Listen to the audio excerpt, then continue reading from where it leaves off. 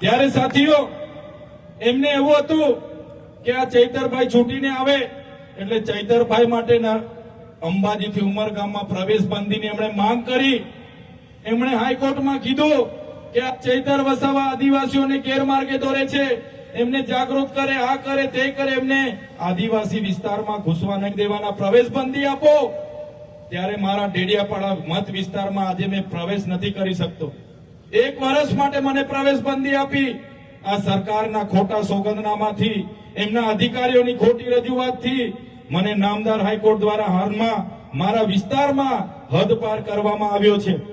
ત્યારે હું રાજપીપળા રેમ અને રાજપીપળાથી ડેડિયાપાડાના આજુબાજુના વિસ્તારોના કામ કરું, દાહોદ જામ, છોટાઉદેપુર જામ. ત્યારે આ લોકો કહે આને ડેડિયાપાડાથી દૂર કર્યો છે, આને હવે નર્મદામાંથી પણ દૂર કરવો પડશે.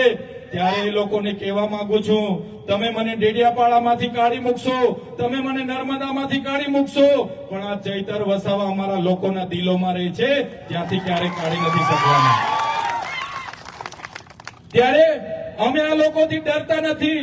એમણે જે ભય, ભૂખ અને ભ્રષ્ટાચાર આપણને આપ્યો છે, 30 વર્ષના શાસનમાં આજે આપણે શિક્ષકો માટે આંદોલન કરવા પડે, શાળા માટે આંદોલન કરવા પડે, રોજગારી માટે આંદોલન કરવા પડે, આપણા ટ્રાન્સપોર્ટેશન માટે આંદોલન કરવા પડે, આપણે કાવેરી જેવી સુગરો માટે આંદોલન કરવા પડે, વ્યારા સુગર માટે આંદોલન કરવા પડે, સિવિલ હોસ્પિટલો માટે આંદોલન કરવા પડે. ત્યારે સાથીઓ એની એક જ દવા છે અને એ દવા છે આમ આદમી પાર્ટીમાં જોડાઈને આ સરકારને મોઢિયામાંથી આપણે ઉખાડીને ફેંકી દેવાની છે. સાથીઓ, ક્યાં સુધી આપણે દેશના વિકાસના નામે આપણી જમીનો આપીશું? ક્યાં સુધી આપણે સંપાદિત થઈશું? મોટા મોટા ડેમો બની જવાથી, ઊંચી ઊંચી બિલ્ડિંગો બની જવાથી, ઊંચી ઊંચી પ્રતિમાઓ બની જવાથી, ભવનો બની જવાથી, કોરિડોર બની જવાથી, જીઆઈડીસી બની જવાથી, જીએમડીસી બની જવાથી, કોરી કરસોરો ચાલવાથી આપણો વિકાસ થવાનો નથી. જ્યાં સુધી આપણા લોકોને શિક્ષણ નહીં મળે, રોજગાર નહીં મળે, જ્યાં સુધી આપણા ખેડૂતોને યોગ્ય ભાવ ના મળે, ત્યાં સુધી આ ખેડૂતો માટે આ સરકાર સામે લડવું પડશે. એની જનજાગૃતિ અમે કરીએ છીએ અને અમને ગર્વ છે. જ્યાં પણ મીટિંગ થાય, કાર્યક્રમ થાય, સ્વયંભૂ લોકો પોતાની મેળે આવીને ઉભા રહે છે. એમની રોજ આપે બસ ગોઠવે, આંગણવાડીને કે તલાટીને કે અધિકારીઓને કામે લગાડે, કોઈ જવા તૈયાર નથી. આજે નરેન્દ્રભાઈ મોદી ડેડિયાપાડામાં આવ્યા.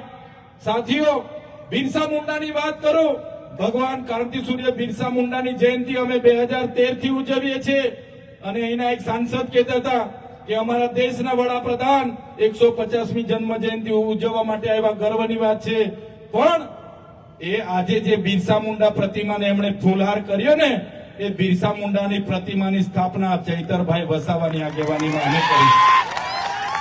તમે કેટલી પ્રતિમાઓ મૂકી, તમે કેટલી બિરસા મુંડા જયંતિ ઉજવી, એ જનતાને બતાવો. આજે આદિવાસી સમાજ જાગી ગયો, બિરસા મુંડાના વિચારોને ઉજાગર કર્યા અમે.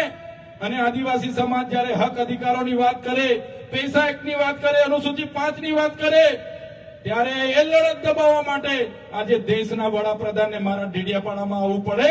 આ મજબૂરી આપણે બધાએ પેદા કરી દીધી છે. ત્યારે પોતાની ટિકિટ ના જતી રહી, એના માટે કેટલાક મંત્રીઓને, કેટલાક સાંસદો પાર્ટીના પોપટ બનીને અમારી સામે અવાજ કરે છે, આખો દિવસ અમારું નામ રટણ કરે છે, કેટલાક અમને ગાળો ભાંડે છે. અમને ગાળો ભાંડવાથી આદિવાસી સમાજનો ઉદ્ધાર નથી થવાનો અને અમને ગાળો દેવાથી જો આદિવાસી સમાજનો ઉદ્ધાર થવાનો હોય, અમે તો સવારે ઉઠીને તમારી ઓફિસે ગાળ ખાવા આવવા માટે પણ તૈયાર છે. પણ આમણે માત્ર ને માત્ર રાજનીતિ કરવી છે. કઈ રીતના ચૈતરભાઈ વસાવા આમ આદમી પાર્ટીને આગળ વધતી અટકાવાય, એના માટે તમામ પ્રયાસો આ લોકો કરે છે. ત્યારે મારા સાથીઓ, તમને હું આહવાન કરું છું, આવનારી તાલુકા, જિલ્લા, નગરપાલિકાની ચૂંટણી છે. કોઈની શ્રેષ્ઠ ક્રમ રાખ્યા વગર, કોઈ સંબંધ સાચવ્યા વગર, એ ચાહે કોઈ પણ કાકો મામો ઉભો હોય ભાજપમાં, એને જોયા વગર તમે તમારામાંથી તૈયાર થઈ જાઓ. આમ આદમી પાર્ટી તમને મંચ પૂરું પાડે છે. તમે આવો, સારા માણસો આવો, લોકસેવા માટે આવો. આપણે ભારતીય જનતા પાર્ટીની જેમ સત્તામાં જઈને પૈસા નથી કમાવાના, આપણે સત્તામાં જઈને લોકસેવા કરવાની છે. આવો બધા સાથે મળીને પરિવર્તન લાવીએ અને આવનારી 2027માં ગુજરાતમાં પરિવર્તન લાવીએ. એ પરિવર્તન લાવવા માટે અમે નીકળેલા છે. અમે કોઈને ડરતા નથી. મોતને મુઠ્ઠીમાં લઈને ફરીએ છીએ અને લડીએ છીએ. તમે પણ અમારી સાથે આવો. તમારો સહકાર અમારી સાથે હશે.